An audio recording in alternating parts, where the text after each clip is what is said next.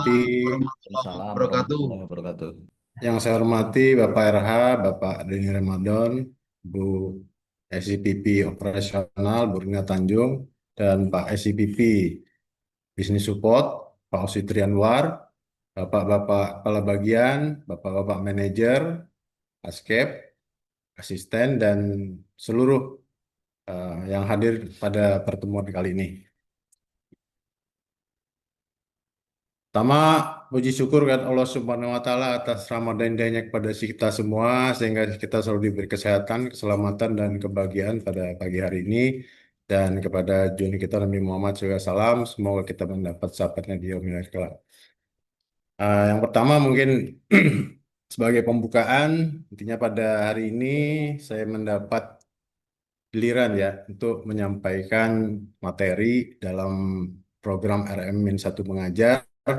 Sebenarnya dalam hal ini kita berbagi, sharing berdasarkan pengalaman yang pernah saya peroleh juga dari mungkin pelatihan-pelatihan atau membaca referensi.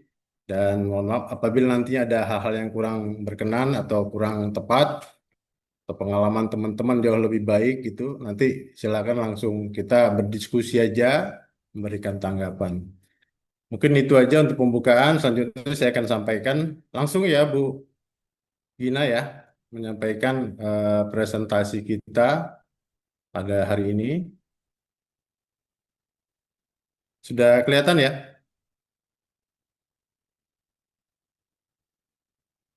Sudah Pak Rusman, sudah. Sudah Pak, sudah. Silakan Pak. Oke.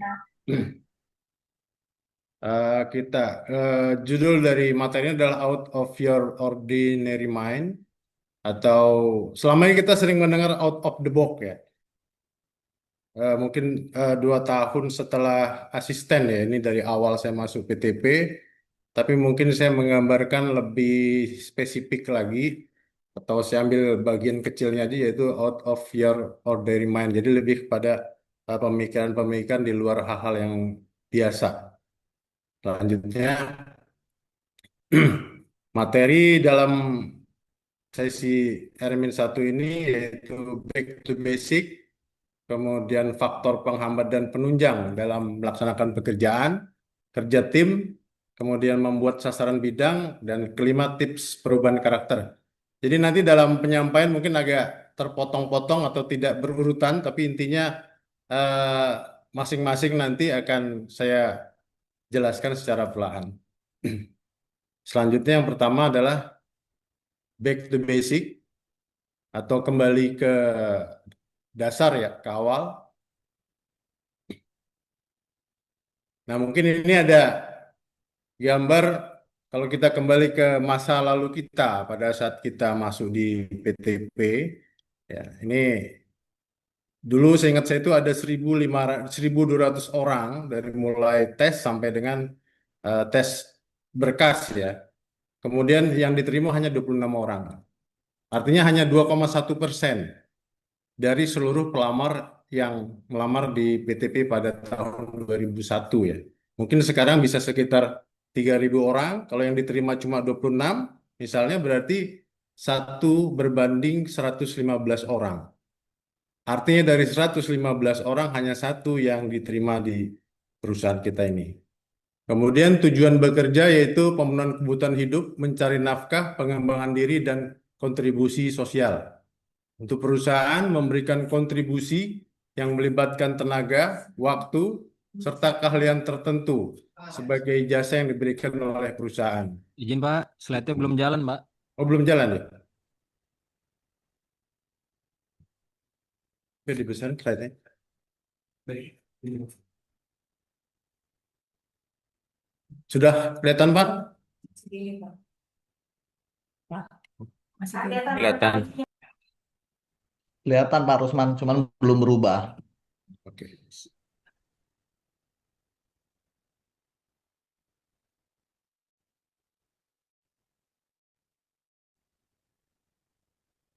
Ya, sini coba ya. Hmm. Di back ya. Saya share ulang ya.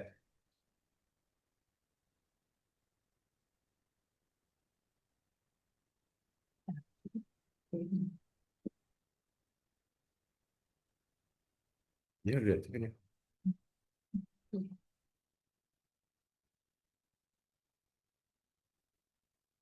Nah, udah nih Pak. Udah. Oke. Saya lihat.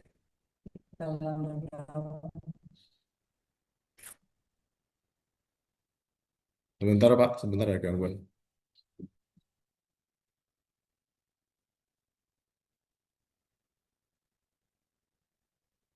Udah keluar. Oke. Ulangi lagi Pak.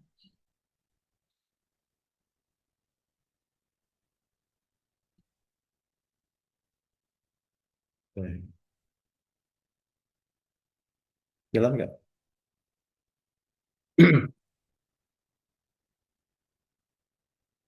Saya tutup sebentar ya.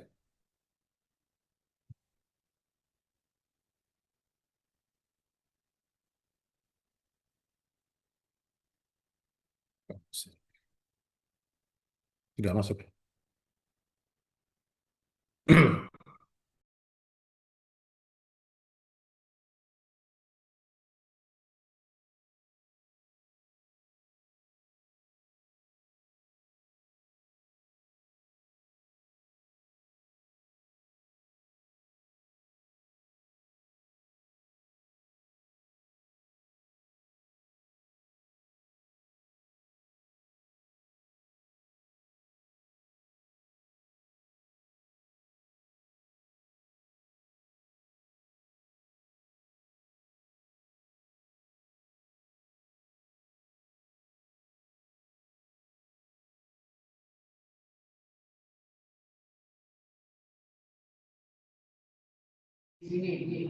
Nggak ada suara aja ya? Sabar, sabar, Lalu? sabar.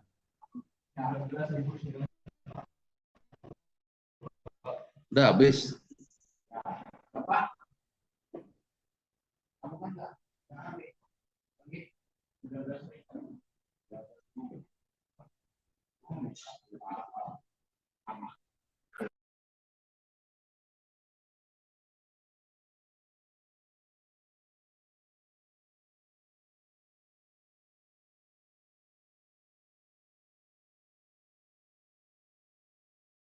Ada gangguan teknis sebentar.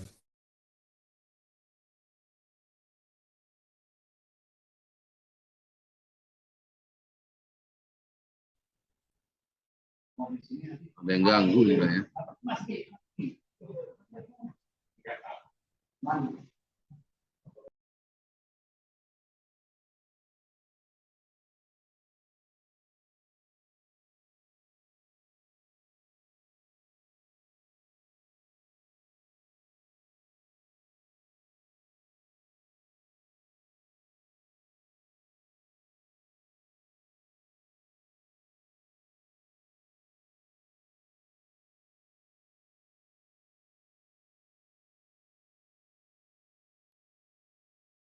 Baiklah, saya lanjutkan ya. Selanjutnya yaitu slide selanjutnya. Kemudian masuk ke pekerjaan itu sendiri. Sebenarnya pekerjaan itu kebutuhan atau paksaan kan gitu ya. Dengan memiliki pekerjaan, kita memiliki jaminan penghasilan, masa depan anak dan keluarga, prestis di masyarakat. Kemudian kebutuhan akan pekerjaan adalah kesadaran yang datang dari diri sendiri dan seyogyanya menjadi pengingat pada saat motivasi kerja kita menurun.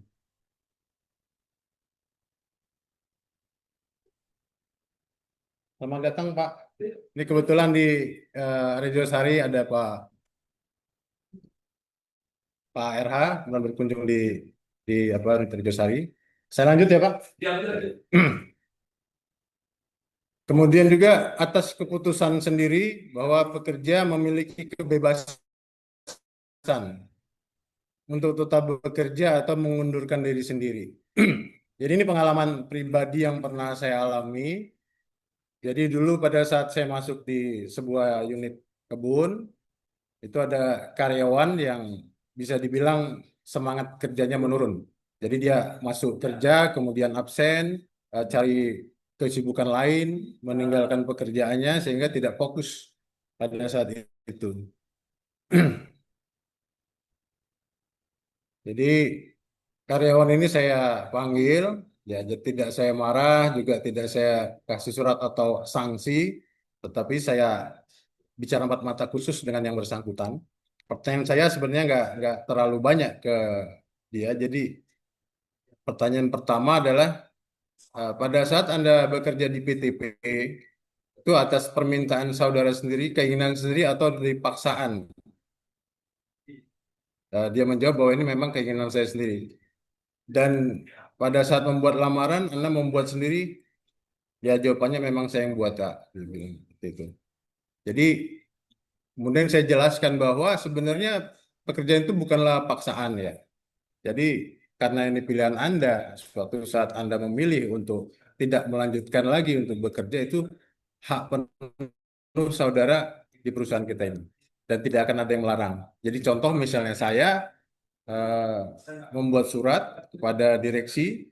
Ini saya contohkan saya pada saat itu bahwa saya sudah ingin keluar, saya punya pekerjaan, pasti disetujui. Saya bilang bahwa itu benar-benar hak kita, pilihan kita, kalaupun kita mau tidak melanjutkan lagi bekerja di perusahaan ini.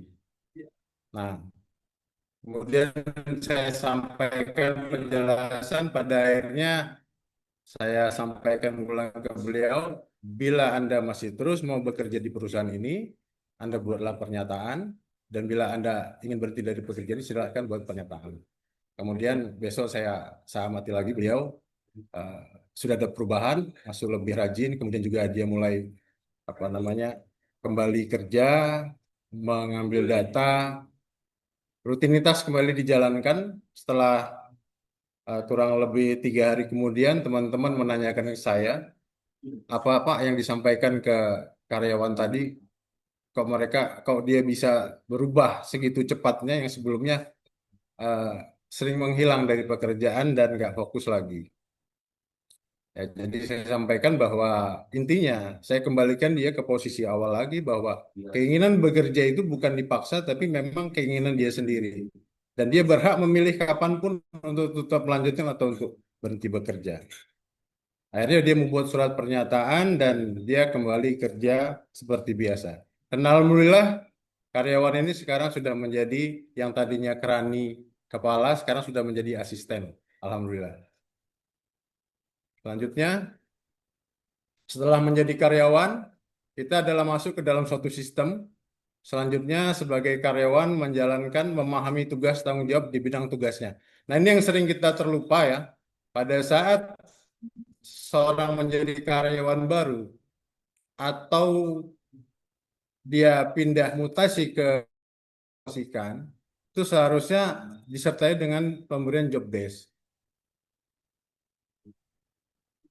Sehingga dia tahu jelas tugas dan tanggung jawabnya di posisi dia bekerja. Nah ini sering kita terlupa dengan memberi hal ini. Padahal ini sangat penting, ya baik dari level pimpinan atau sampai dengan karyawan pelaksana. Kemudian menjalankan pekerjaan secara konsisten, meningkatkan kinerja dalam bidangnya, mencari terobosan baru. Dan ini ada poin penting yang saya kasih warna kuning ini, bahwa dimanapun Anda ditempatkan, Anda harus membuat perubahan yang lebih baik dari kondisi sebelumnya. Ya, jadi dari kita masuk kerja sampai dengan pindah, kalau tidak ada perubahan berarti kita tidak melakukan apapun gitu. Entah itu perubahan di sifat karyawannya, kedisiplinannya, atau mungkin di lokasi tempat kerja. Apapun itu, intinya kita melakukan perubahan di tempat kita bekerja. Selanjutnya ke sesi yang kedua, yaitu faktor penunjang dan penghambat dalam pelaksanaan pekerjaan kita.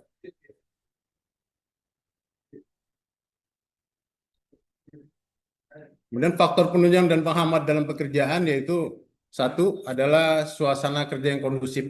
Saya tidak bahas lagi mengenai remunerasi karena memang kita di perusahaan PTPN 4 ini dari sisi penggajian atau pemberian bonus dan lain-lain itu sudah cukup dan mungkin lebih dari cukup ya.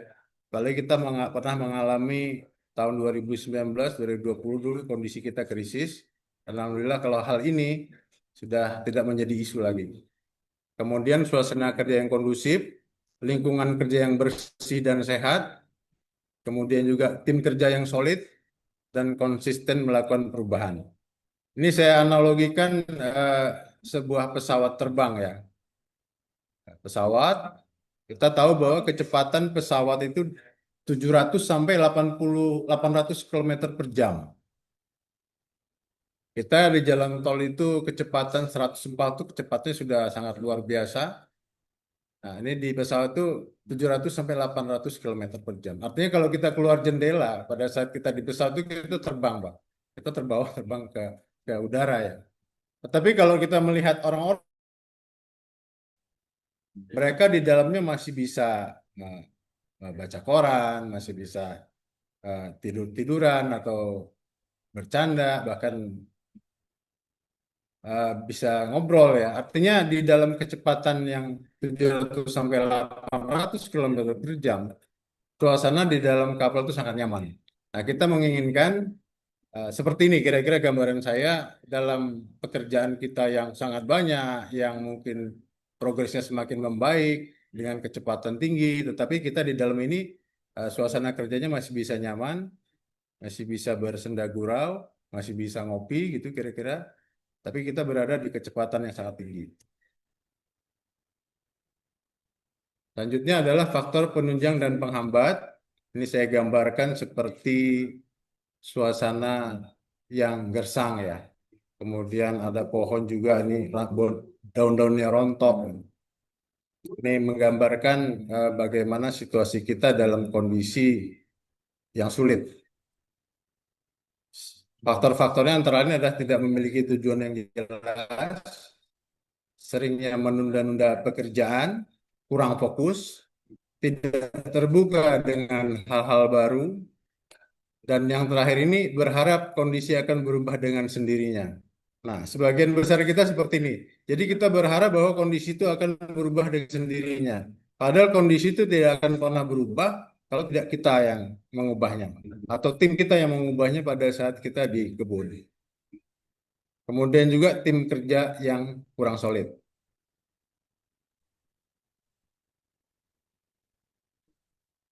Selanjutnya adalah poin ketiga, kerja tim.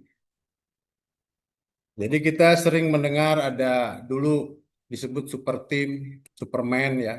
Bahwa kita tidak boleh menjadi Superman tapi menjadi super team.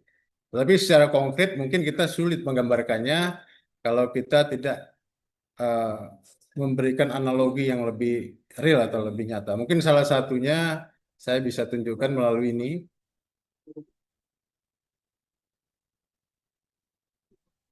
Ini adalah line up atau susunan pemain sepak bola. Mungkin teman-teman tahu nih. Ini dari tim klub Argentina ya, yang berkali-kali juara di permainan sepak bola. Saya menganalogikan atau mensinonimkan tim itu seperti ini. Jadi untuk tim penyerang itu bagian tanaman. Di unit ya, saya perkecil lagi mungkin di unit.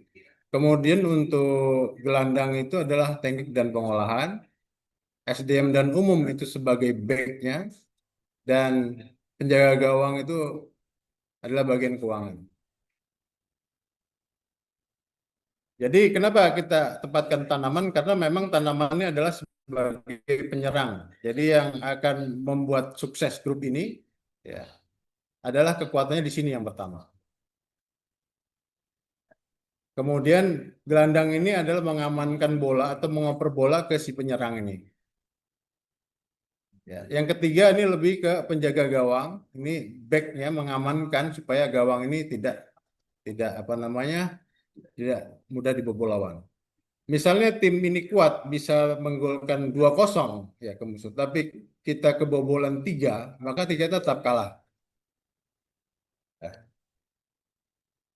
Penyerangnya kuat tetapi di belakangnya lemah atau dari katakanlah produksi kita masuk, tetapi dari sisi biaya kita tidak untung atau rugi, tetap kalah. Ya. Sehingga semua dalam tim ini mempunyai juga tanggung jawab masing-masing. Setiap orang harus berkontribusi dan tim ini memang disiapkan untuk menjadi pemenang. Nah, di sini kalau kita lihat bagian keuangan mungkin lingkupnya nggak terlalu luas ya, hanya di kotak gawang. Ya. Memang ini saya gambarkan kalau kita ada di kantor sentral, bagian keuangan cukup di kantor sentral, tetapi peranannya sangat penting ya. Bayangkan kalau misalnya penjaga gawangnya nggak ada di sini, ya, jadi kapanpun bola bisa masuk ke gawang kita. Ya. Mungkin kalau untuk Pak Maskep, peranannya sebagai Askep atau Maskep sebagai kapten, kalau manajer mungkin saya analogikan sebagai pelatih di dalam tim unit usaha. Saya lanjutkan.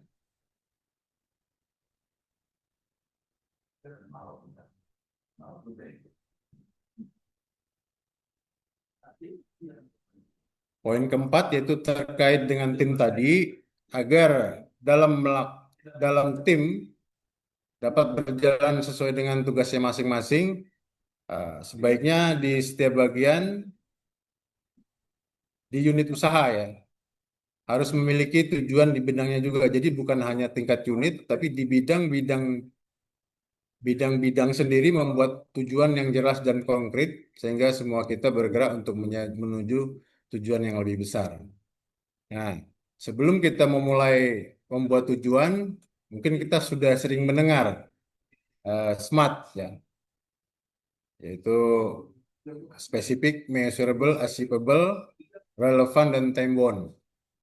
Nah, mungkin kita sering dengar, ini saya sampaikan sedikit apa itu pengertian SMART. SMART adalah kerangka kerja untuk menetapkan tujuan yang efektif. Satu, harus bersifat spesifik, tujuan harus jelas, terperinci apa yang ingin dicapai. Kemudian measurable, yaitu harus ada metrik atau angka yang jelas untuk mengukur kemajuan. Ini saya gambarkan seperti penggaris yang ada ukurannya ya. Kemudian achievable, tujuan harus realistis dan dapat dicapai dengan sumber daya yang ada. Yang keempat ada relevan, tujuan harus signifikan dan selaras dengan prioritas yang lebih besar atau tujuan jangka panjang.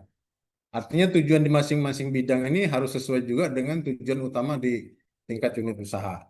Yang terakhir, ini yang terpenting adalah time bound, mana tujuan kita tadi harus memiliki batas waktu atau tenggat waktu yang jelas.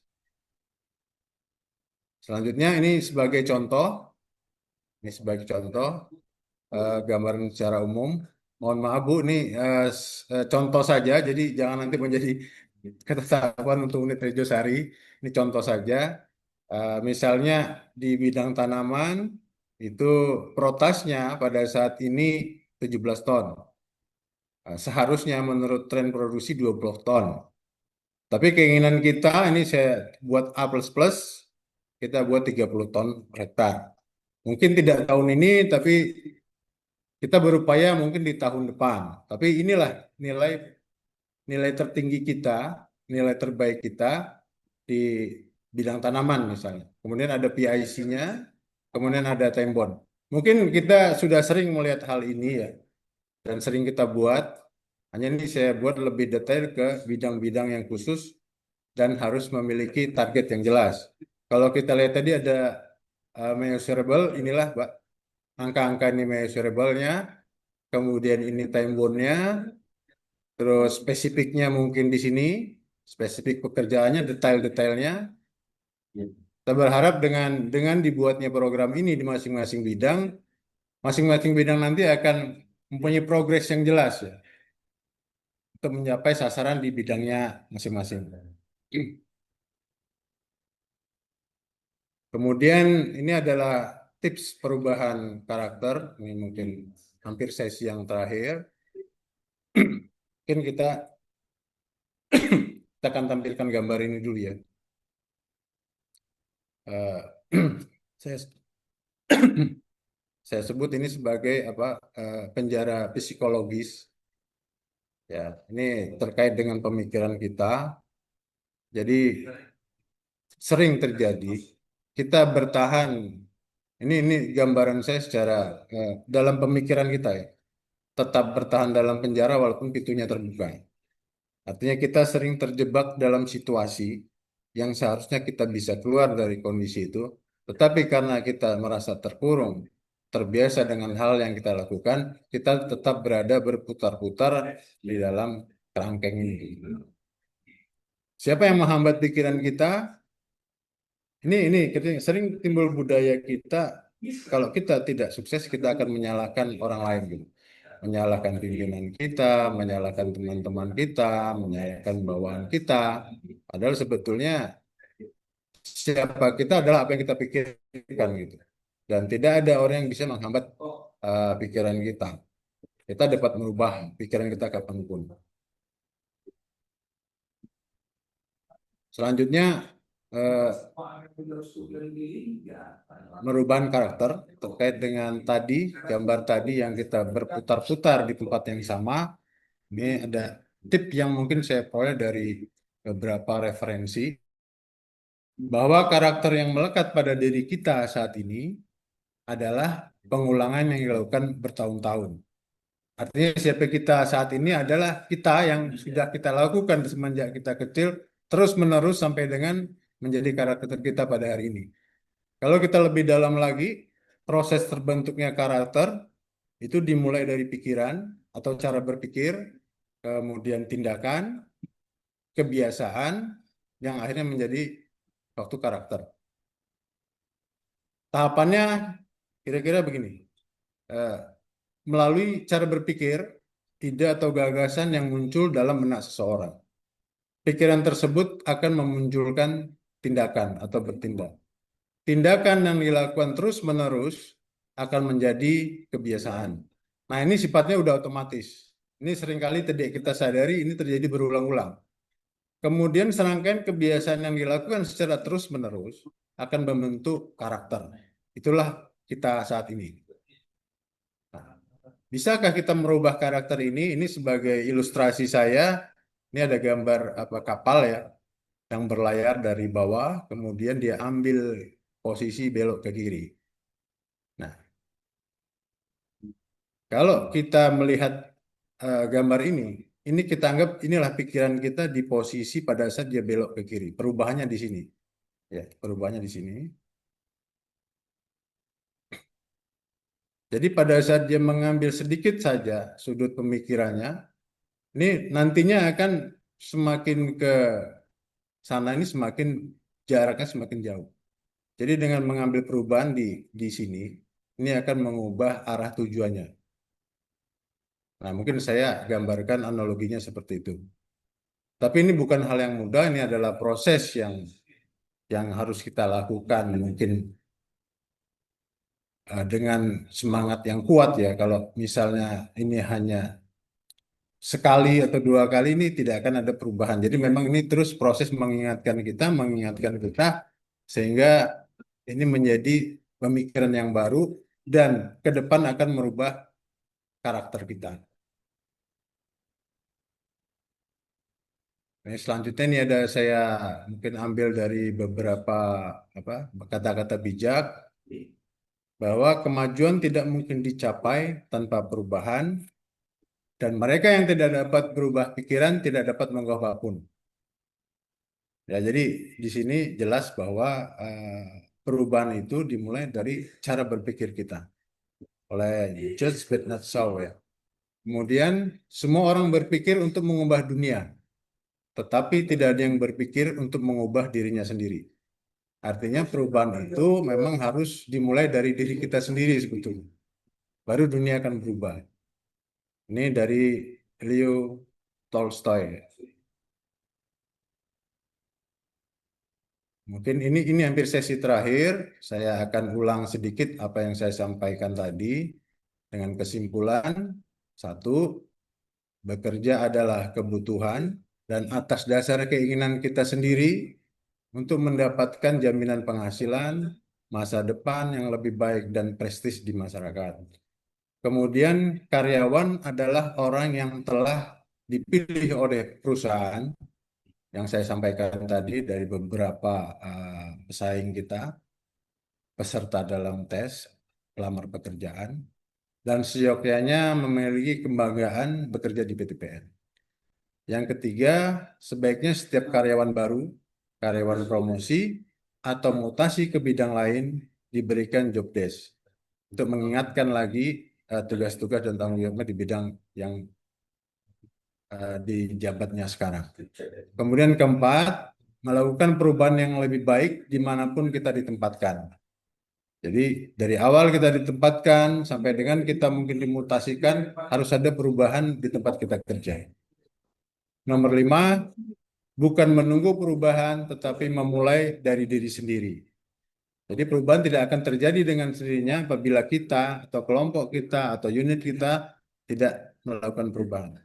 Kemudian membentuk tim kerja yang solid yang saya analogikan dari permainan sepak bola ya. Kemudian 7, masing-masing bidang unit atau kebun harus memiliki tujuan yang konkret dan nanti akan menyatu dengan tujuan utama di tingkat unit usaha. 8, perubahan karakter adalah proses yang dimulai dari perubahan cara berpikir yang dilakukan secara konsisten. Kemudian sebelum saya tutup, mungkin ini saya tampilkan juga beberapa gambar ya.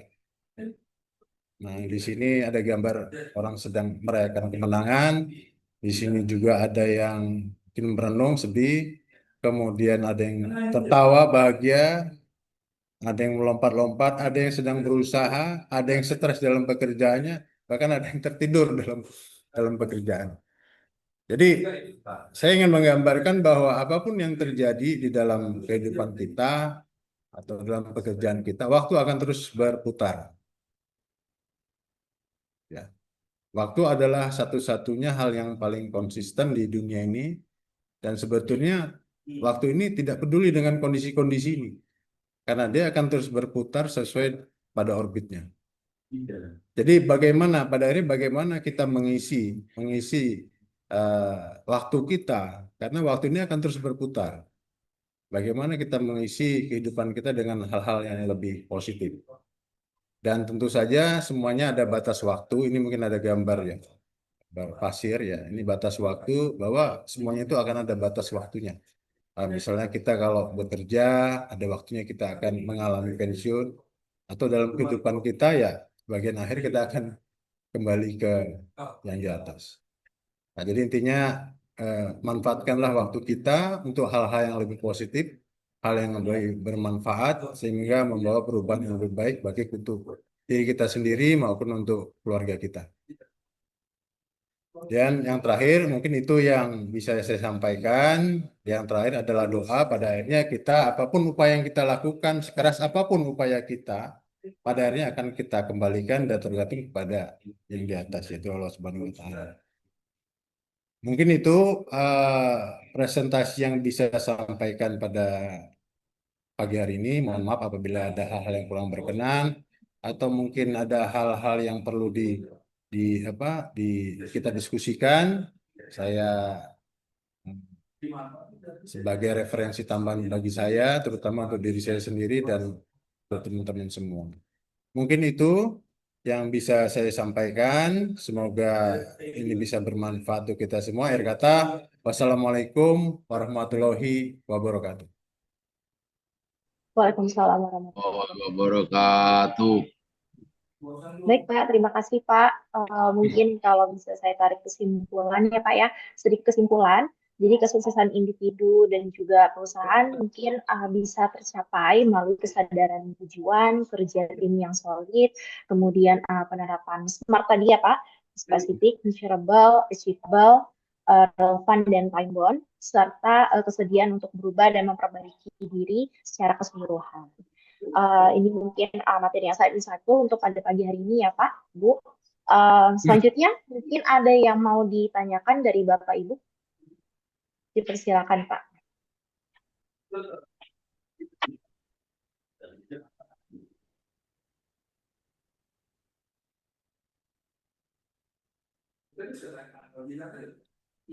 Silakan Bapak Ibu kalau ada hal-hal yang ingin kita diskusikan mungkin ya. Nanti waktu pengaturan kerja, karena ujungnya aku nggak ngatur. Jadi cuma dulu kan, teknologi itu, redesign blok kan, teknologi kan cuma blok ya, redesign blok itu seperti dulu, itu bukan komputer depan. Jadi bukan untuk blok itu. Proses itu nanti kita apa? Jika ada yang bertanya, Bapak Ibu ada door prize dari kita, jadi silakan Bapak Ibu. Ada door prize menarik tentunya.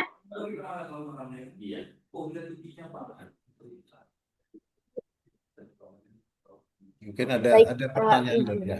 Ada pertanyaan dari Ya, ini Pak. Bapak? Ya, oke. Saya bacakan ya Pak ya. Izin bertanya, apa kiat-kiat Pak Manajer untuk mengurangi atau antisipasi adanya yang okupasi sengketa? Oke. Silakan Pak. Terima kasih atas pertanyaannya. Ini pertanyaan agak berat juga nih sebenarnya. Ya, ini terkait dengan kondisi eksternal ya, bagaimana menjaga areal kita sehingga tidak diokupasi masyarakat lah ya. Sebenarnya yang pertama itu kita harus ada orang-orang yang kita percaya, itu orang yang katakanlah orang yang memahami tentang kondisi di sana, orang kita itu bisa satpam kita atau siapapun ya yang paham dengan kondisi di daerah tersebut. Itu satu.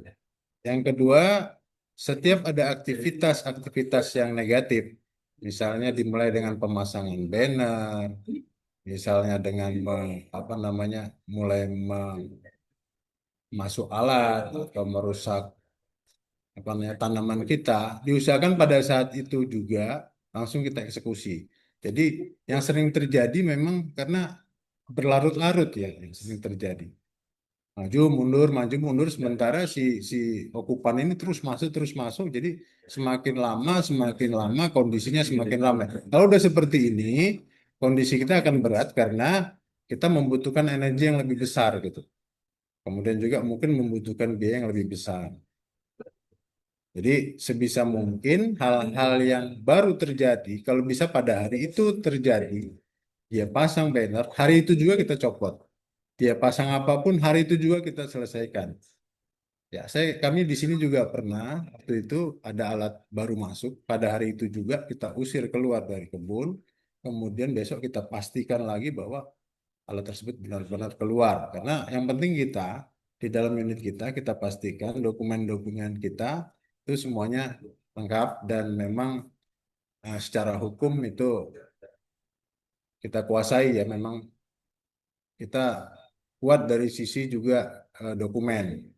Tapi yang menurut saya yang paling penting adalah tindakan kita pada saat awal munculnya kegiatan yang negatif tadi. Mungkin itu dari saya. Terima kasih. Baik, sudah terjawab ya Pak Agus ya. Mungkin dari Bapak Ibu yang lain ada yang ingin ditanyakan kembali atau didiskusikan kembali?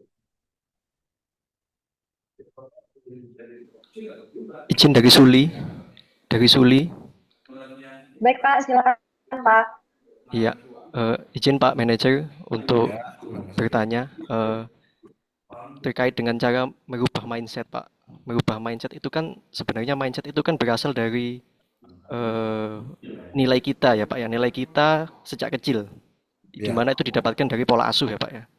Tetapi kan dalam realitanya terkadang ada beberapa mindset itu yang perlu kita satukan ya Pak ya untuk mencapai tujuan. Nah, menurut Bapak bagaimana Pak ya kiat-kiat untuk bisa kita menyatukan mindset anggota kita agar bisa mencapai satu tujuan tertentu Pak. Terlebih lagi itu mindset sudah terbentuk sejak kecil Pak. Mungkin itu Pak. Oke, terima kasih. Mungkin harus kita bedakan dulu ya. Ini mindsetnya mindset untuk pribadi atau mindset untuk perusahaan. Kan ada dua bagian. Ya. Mindset untuk perusahaan, tetapi terkadang mindset untuk perusahaan ini dipengaruhi oleh mindset pribadi, Pak. Karena kan apa yang kita lakukan pasti akan ada tujuan pribadi juga di dalam situ, Pak. Seperti itu. Ya, kalau kita bicara tentang apa perubahan di perusahaan atau mindset perusahaan, contoh tadi ada tujuan ya.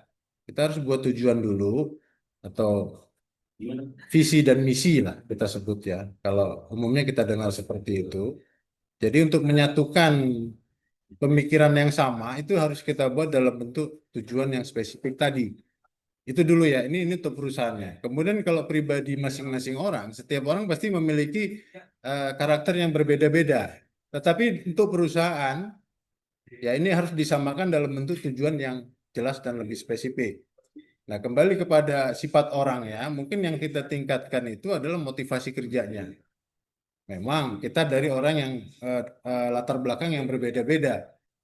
Ya, ada orang yang mungkin punya kecepatan yang tinggi, mungkin ada yang sedang-sedang saja gitu, atau mungkin punya power yang lebih, sementara ini lebih banyak diam gitu ya. Ini berbagai apa namanya karakter orang. Tetapi di dalam perusahaan dia harus satu, harus mempunyai tujuan yang sama, arah yang sama. Ya, nanti masing-masing orang pasti punya strateginya masing-masing berdasarkan pengalamannya, gitu. Ya. Jadi kalau antara perusahaan dengan pribadi harus di apa namanya harus ada pembeda juga. Nah, untuk menyamakannya ya tadi dia harus punya tujuan yang spesifik, yang jelas sehingga semua mengejar ke sana. Ya. Nah, memang justru kita perlu orang yang beragam menurut saya gitu. Orang yang punya beragam. Kalau nggak beragam mungkin ide-idenya cuma satu atau malah justru nggak berkembang. Justru dengan banyak pemikiran-pemikiran dari berbagai sisi ini yang bisa melengkapi arah tujuan kita tadi dan mengurangi efek-efek yang mungkin justru menyimpangkan arah dari tujuan utama tadi. Mungkin itu, Pak. Makasih, Pak. Baik. Ada pertanyaan lagi, Pak? Ada di kolom chat, izin saya bacakan ya, Pak. Izin bertanya, Pak, bagaimana menghadapi seseorang yang tidak berubah-ubah, walaupun kita sudah menyampaikan saran-saran kepada yang bersangkutan. Dari Bapak Diki, Pak. Silakan, Pak. Ya, diulang Mbak Gina tadi gimana? Kurang jelas ya. Bagaimana menghadapi seseorang yang tidak berubah-ubah, walaupun kita sudah menyampaikan saran-saran kepada yang bersangkutan. Mungkin tadi di awal sempat saya sampaikan ya, yang paling efektif sebetulnya kita kembalikan lagi dia ke masa awal dulu, bahwa bekerja itu adalah atas pilihannya sendiri, bahwa ingin bekerja itu dia membuat lamarannya sendiri tanpa paksaan dari manapun. Ya. Jadi sebetulnya kita bekerja itu memang keinginan kita karena kita butuh apa namanya penghasilan, butuh apa kehidupan keluarga yang lebih baik ya. Jadi kalau menurut saya yang paling apa karena saya pernah menggunakan ini ya konsep ini. Jadi orang tersebut kita panggil aja, kemudian kita jelaskan pada saat dia masuk dulu. Dan sebetulnya kerja itu adalah pilihan. Setiap orang kapanpun bisa memutuskan untuk berhenti bekerja, boleh. Karena itu memang hak prerogatif dia. Ya, tidak ada paksaan dalam bekerja. Jadi lebih kepada kesadaran dia untuk dirinya sendiri. Nah, pada orang yang ekstrim, saya sudah beberapa kali mencoba ini dan itu berhasil gitu ya. Jadi saya nggak marah, saya juga nggak memberikan dia surat atau apapun gitu ya. Saya hanya mengembalikan dia ke posisi awalnya aja. Dan kalau dia memutuskan misalnya hari ini untuk berhenti, itu juga hak dia. Itu hak prerogatif dia dan tidak bisa kita larang juga. Mungkin kita bisa ya jangan dulu sayang gini. Tapi kalau memang udah keinginan dia sendiri ya itu adalah hak dia gitu. Mungkin kalau dikembalikan ke sana ini kesadarannya muncul gitu. Tapi kalau kita keras, kita marah, itu pun tidak. Malah terjadi bentrok dan hal-hal yang mungkin tidak kita inginkan dan justru tidak akan merubah ya. Akan membuat hal yang lebih ekstrim. Nah, saya pikir itu ya, itu yang bisa mengubah orang. Dia kembalikan dulu dia ke posisi awal pada saat dia masuk kerja. Gitu. Bahwa nggak ada paksaan di situ. Mungkin itu kiatnya. Baik, Pak. Sudah terjawab ya, Pak Diki. Kemudian ada pertanyaan dari Pak Heria, Pak. Oh, ini Pak Heri ya. Kecenderungan manusia, iya Pak. Kecenderungan manusia mencari kenyamanan, apa yang harus dilakukan untuk memotivasi diri atau lingkungan untuk lebih baik ke depannya? Ini pertanyaannya simpel-simpel tapi berat-berat juga ya. Ah, ah, sudah berada di posisi yang nyaman lah, kira-kira gitu ya. Ya, memang kita kalau sudah di posisi itu harus mencari referensi atau ya keluar dari pikiran yang biasa tadi ya. Kita harus ada eh, apa ya saya bilang ada sesuatu yang harus Bapak lihat di luar lingkungan kita gitu. Ya, tapi kalau kita berada di tempat yang sama, terus berputar-putar di tempat yang sama, keluarnya akan sama gitu. Nah, gimana memutus siklus ini? Mungkin perlu juga kita mengadakan semacam apa ya, studi banding atau apa ya, atau melihat perusahaan-perusahaan yang sudah lebih maju dari kita. Kalau kita melihat perusahaan-perusahaan swasta itu sebetulnya sudah banyak kita tertinggal, jauh tertinggal ya. Tapi kita juga ada hal-hal, ada aturan-aturan yang tetap harus kita kita ikuti dalam perusahaan BUMN ini kan gitu. Nah ini mungkin Pak Arya lebih ke pribadi ya. Kalau saya melihatnya ya kita harus melihat satu ya tadi kita mulai merubah cara berpikir kita.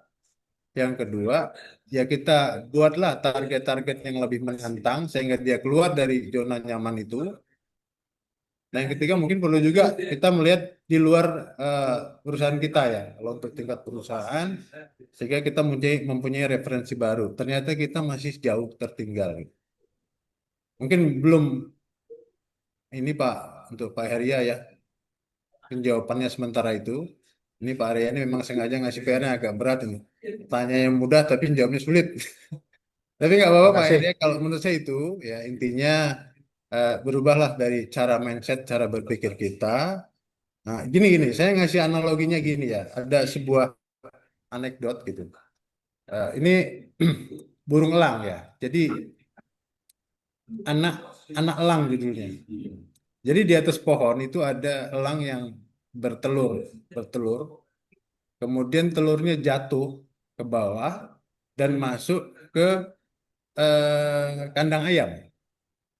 Jadi dia diram oleh ayam nih. Ini telurnya burung elang ya. Nah, setelah dia menetas, karena dia dulu induknya adalah ayam, maka dia jadi anak ayam. Nah, si anak elang ini nggak terbang karena memang dia induknya ayam. Dan hidupnya terus-menerus dia nggak akan bisa terbang. Karena lingkungan yang membentuk dia, ya lingkungan ayam gitu kira-kira, yang nggak terbang. Jadi sebetulnya elang ini bisa terbang kapanpun gitu. Kalau dia mau terbang. Tapi karena lingkungannya, mungkin induknya dia lihat ayam, ya dia seperti ayam gitu kira-kira. Nah, semoga kita menjadi elang-elang ini yang udah siap terbang gitu kan. Mungkin itu Pak Heri ya. Kalaupun kurang Terima kasih Pak Rusman, terima kasih banyak.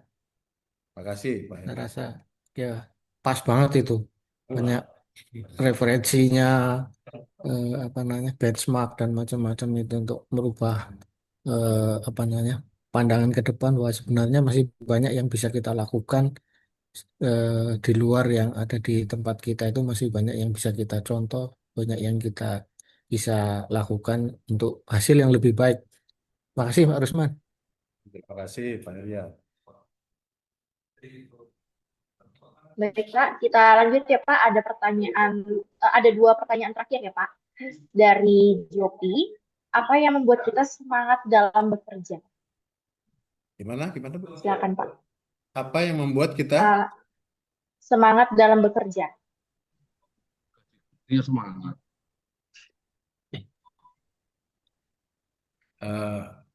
Silakan Pak. memang kita langsung ya, memang kita sering terjebak dengan rutinitas. Ini masalahnya. Jadi kerja itu ya memang sih Pak, kalau kita kerja itu kan kita kerja pagi, anak kita juga sama tuh. Berangkatnya pagi bareng dengan kita juga kan. Setiap hari seperti itu. Jadi kita ini kalau kita hanya bekerja Masuk pagi, kemudian keluar ngikuti jam kerja memang membosankan memang pekerjaan itu. Tapi bagaimana merubah mindset ini? Ya mungkin kita ada hal-hal yang baru yang harus kita pelajari gitu. Kalau kita bertahan dengan kondisi yang ada, memang menjadi rutinitas yang saya bilang tadi. Mungkin cara berpikir tadi yang harus apa kita rubah gitu. Dan mungkin juga suasana di kebun ya ini yang paling penting nih. Suasana kerja. Jadi orang menurut saya orang bisa bekerja dengan maksimal, optimal apabila suasana kerjanya mendukung. Kalau misalnya dia dari rumah pun suasana kerja udah terbayang sama dia bahwa suasana kerja ini bakal nggak nyaman, bakal banyak pekerjaan yang menumpuk dan lain-lain, belum kerja pun sudah timbul bosan ya, bosan karena memang rutinitas kita. Oh ya Pak, ini adalah rutinitas kita yang kita lakukan sehari-hari. Makanya kita harus ada zona atau yang pertama memang ini ada peran pimpinan juga mungkin ya mohon maaf mungkin saya juga ya. Saya sebagai manajer gitu kan kalau misalnya saya melihat situasi karyawan ini bekerja rutinitas mulai timbul bosan nggak ada peningkatan mungkin kita harus buat acara-acara tertentu gitu. Nah, kegiatan-kegiatan yang baru yang bisa membuat motivasi dia naik lagi gitu. Ya, memang ini harus juga didukung oleh pimpinan misalnya di kebun ya. Saya sebagai manajer juga mungkin pimpinan askep atau asisten gitu ya harus melihat kondisi bawahannya seperti apa. Kalau ini sudah mulai kondisinya apa namanya kejenuhan tinggi gitu ya, mungkin perlu juga kita bawa keluar misalnya hari apa liburan kita jalan situasi yang berbeda dari situasi yang dia lihat setiap hari. Mungkin itu sih tip dari saya. Mungkin ada juga teman-teman yang mau menambahkan ya. Nah, ini bersifat umum di semua unit usaha. Mungkin itu jawabannya, Bu. Baik, Pak. Semoga terjawab.